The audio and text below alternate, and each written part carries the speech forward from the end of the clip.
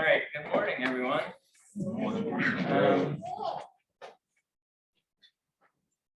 I hope you all are excited to continue our journey through Exodus as I am. We kind of ended on a cliffhanger last week with Norman's message. So what's going to happen? Are all the Israelite boys going to die in the Nile? Is this the end of the Hebrews? Well,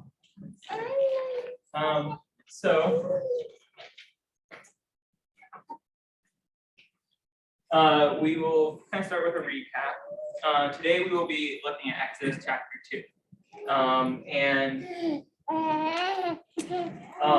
But to look back at Exodus chapter 2 is the second part of a summary or of an introduction into Exodus. So chapter 1 was the first part of the intro where we were introduced to the Hebrews, what they've been doing in Egypt, what's going on since Genesis ended, which was at the end of Genesis, Joseph and his family had moved to Egypt. So in chapter 1, the Hebrews were doing what God had commanded them in Genesis. They were being fruitful and they were multiplying. The pharaohs turned against them. They became afraid of the Hebrews and how successful they were being in Egypt. And so Pharaoh, and Lord did a great job representing him as what Exodus is representing him as. He is the personification of evil, or everything that is bad with humanity, kind of. He is the bad guy in Exodus. And so Pharaoh comes up with some schemes to help tamp down the Hebrews' success. And he starts out by making them slaves, and they still continue to be fruitful and multiply. He then tries to recruit some of the Hebrew midwives to kill the babies when they're born, kind of secretly. That didn't work. So then he said, he just made a decree. He's no longer trying to be sneaky about it. The last verse in chapter 1 was, every son that is born to the Hebrews, you shall cast into the Nile, but you shall let every daughter live. Okay, so things are looking pretty bleak for the Hebrews right now. We're on a down.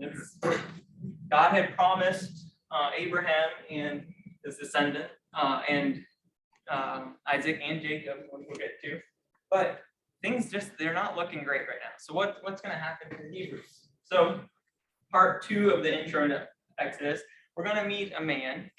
His name, we will find out, is Moses. And Moses is, I would say God is the main character of Exodus, but Moses is the main human character of Exodus. And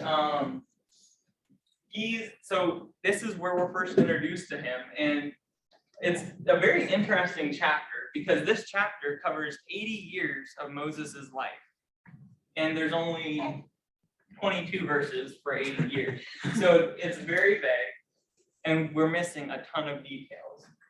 And so I want us to, when we study this chapter, study it as if we don't know the story. We don't know what Moses is going to do next. And also not get too caught up in the details of what we don't know. So for instance, we don't know what was Moses doing in Pharaoh's court. Did Pharaoh know he was a Hebrew or not? How much power did he have? There's so many questions, and yet the author here is specifically very vague. For example, we just are referring, most of the people are go unnamed. We don't know Pharaoh's name. We don't know Pharaoh's daughter's name. We don't even know Moses' parents' or sister's name. We do later in the book, we find out. But in this case, the author, I think, is very intentionally being vague so that we know the focus is on Moses. And so I want us to, instead of getting caught up in what we don't know,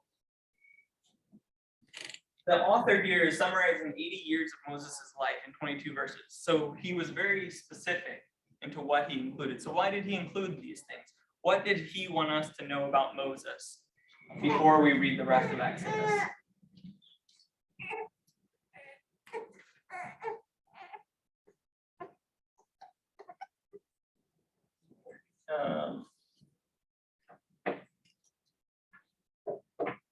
All right.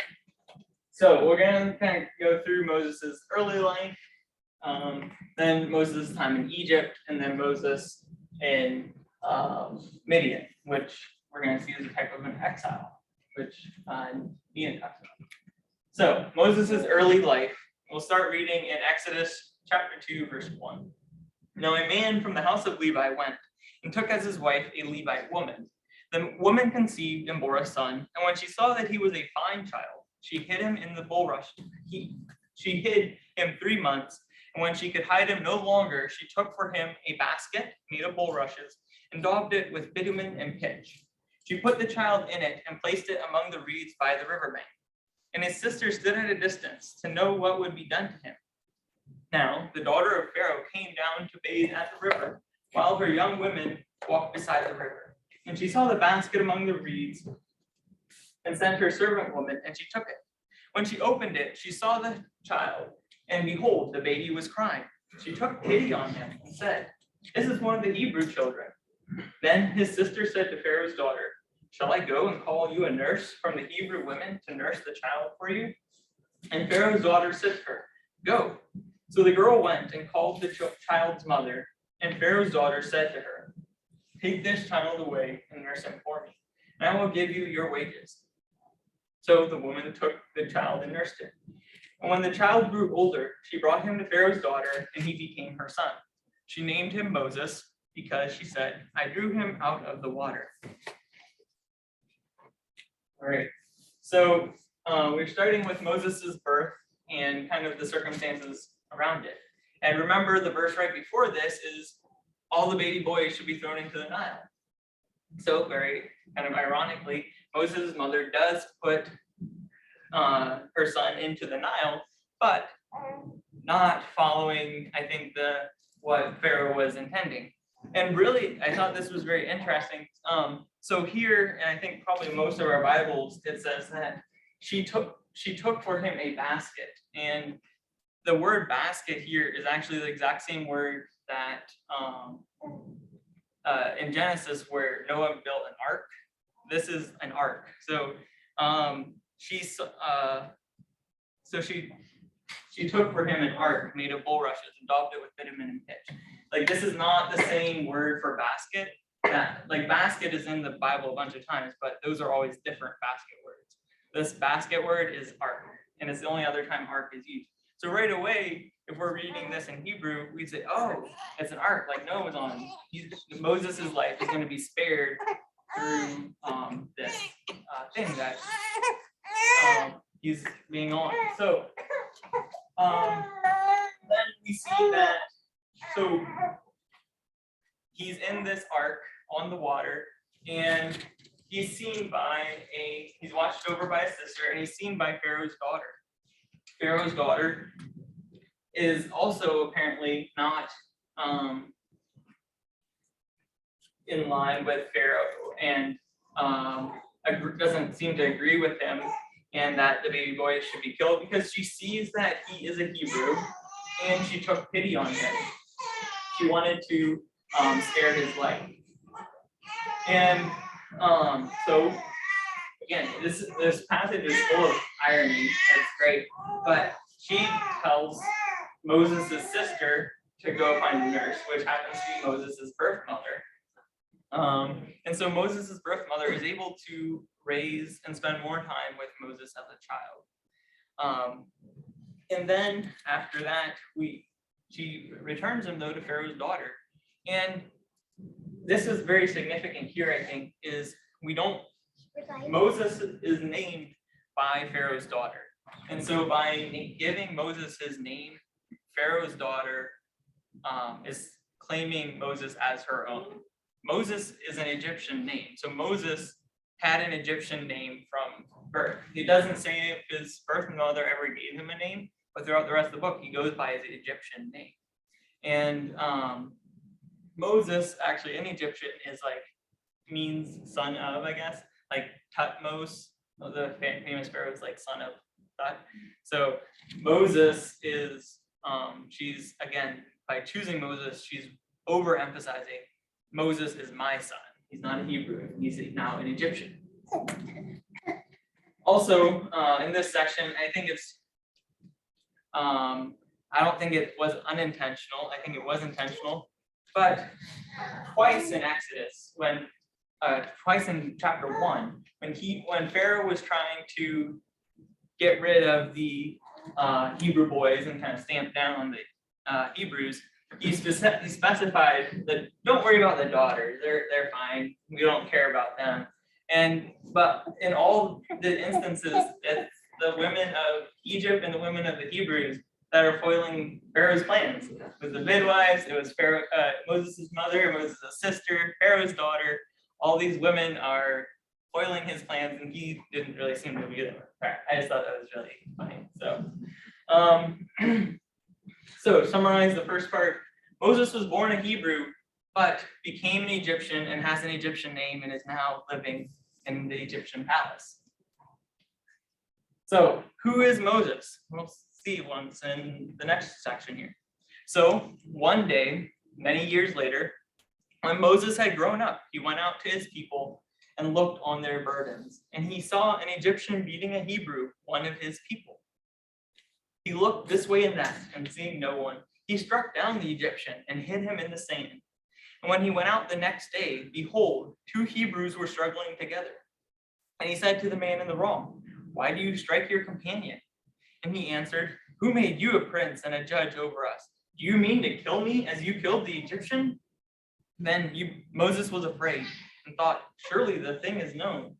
When Pharaoh heard of it, he sought to kill Moses. But Moses fled from Pharaoh and stayed in the land of Midian, and he sat down by a well. So it just says one day in here. Traditionally, the Jews would say that according to Jewish tradition, Moses would have been living in Pharaoh's palace for about 40 years. And we see this in Acts 7 in Stephen's preaching or message before he was martyred. He says that Moses lived in Egypt for 40 years.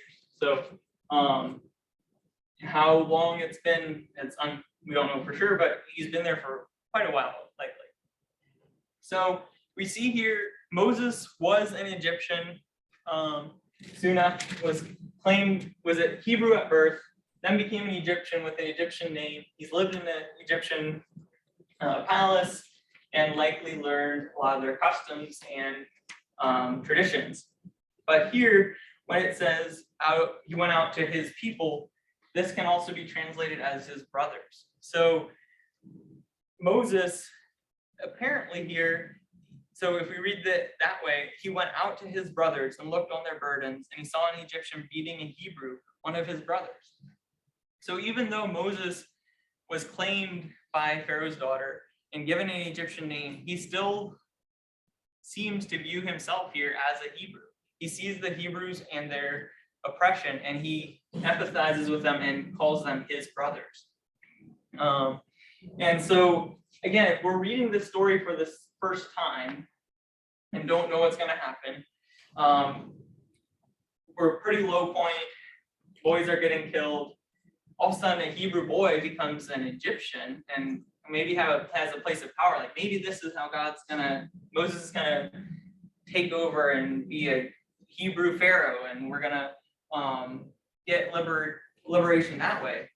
But Moses here is seeming to side kind of with that plot kind of is progressing. Like he's sticking up for his Hebrew family. And yet here, then when the next day after he kills this Egyptian, he goes and tries to intervene again when he sees 2 Hebrews fighting. And he apparently decides which one is in the wrong. It says, he said to the man in the wrong, "Why do you strike your companion?" But here we see that the Hebrews, they're not invested in that plan at all. They do not see Moses as one of their own.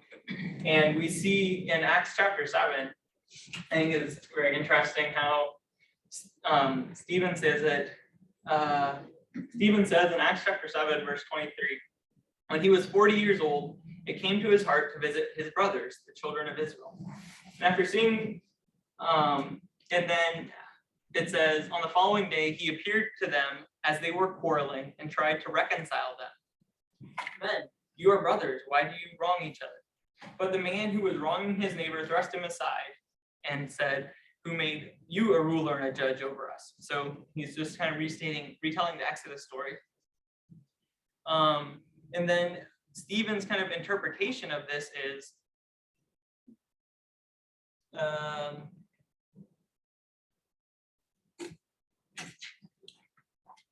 verse 25.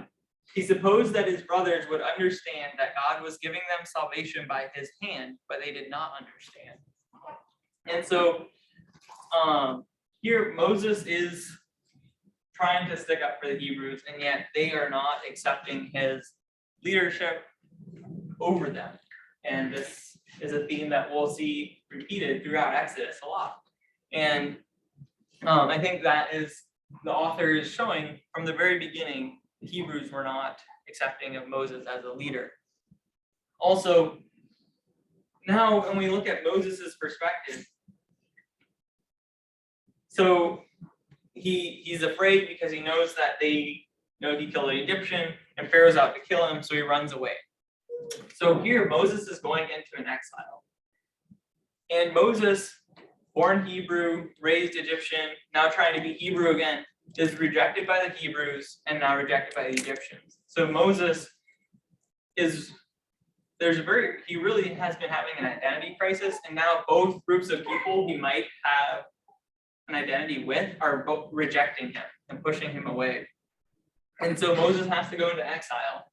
And so he flees to Midian and sits down by a well. So where is Midian? Midian is probably about 200 miles-ish from Egypt, and seemingly it's a place where Egypt has no authority because it's a place where he can be safe. So it's not like he just ran to the next town or anything. It was quite a journey. It was an exile out of both of his, away from both of his groups of people, away from his homeland, and he sat down by a well. Where have we seen people sitting by wells before in Genesis? Because again, we're expected to know Genesis 12 for reading Exodus. And or does any who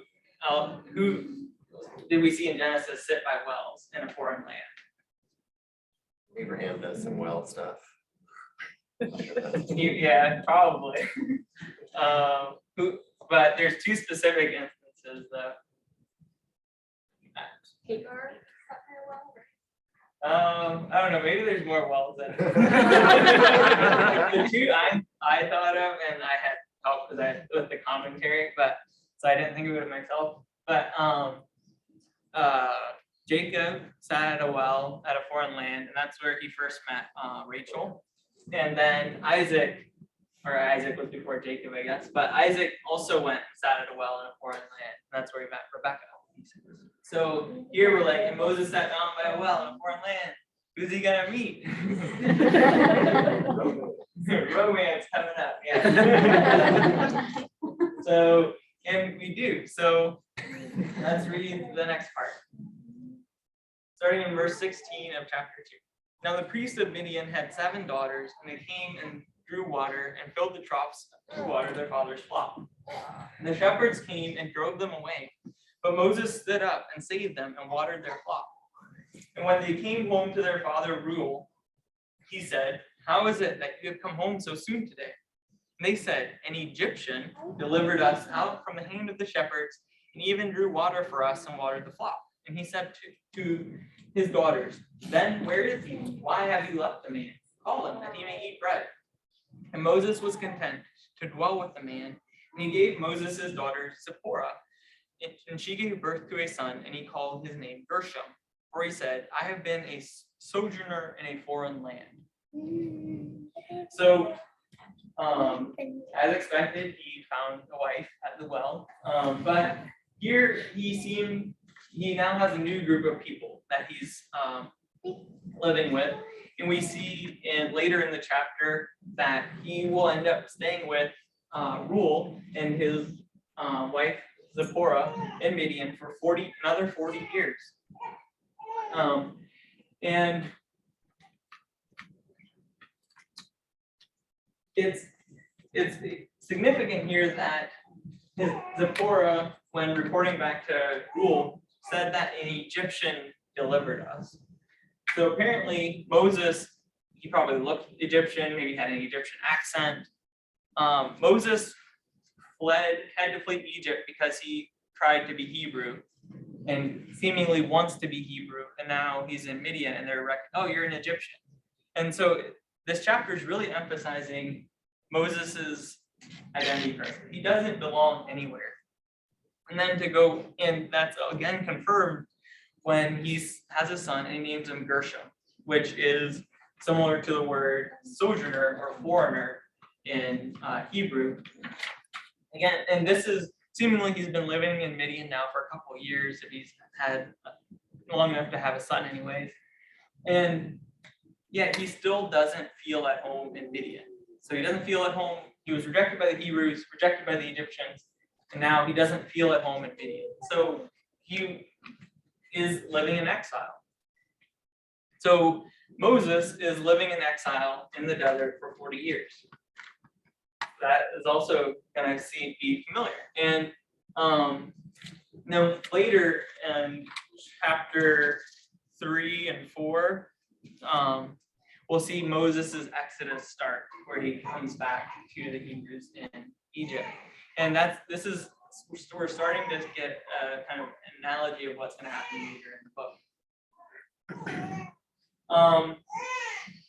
So this has been kind of, like I said, a very brief, very skip ahead overview of Moses's first 80 years of life. And we never see God mentioned in these verses with that he specifically, it doesn't say God intervened or whatever. But so this is why we have verse 23 to 25. So let's read that. During those many days, the king of Egypt died, many days being about 40 years, and the people of Israel groaned because of their slavery and cried out for help. Their cry for rescue from slavery came up to God, and God heard their groaning, and God remembered his covenant with Abraham, with Isaac, and with Jacob. And God saw the people of Israel, and God knew.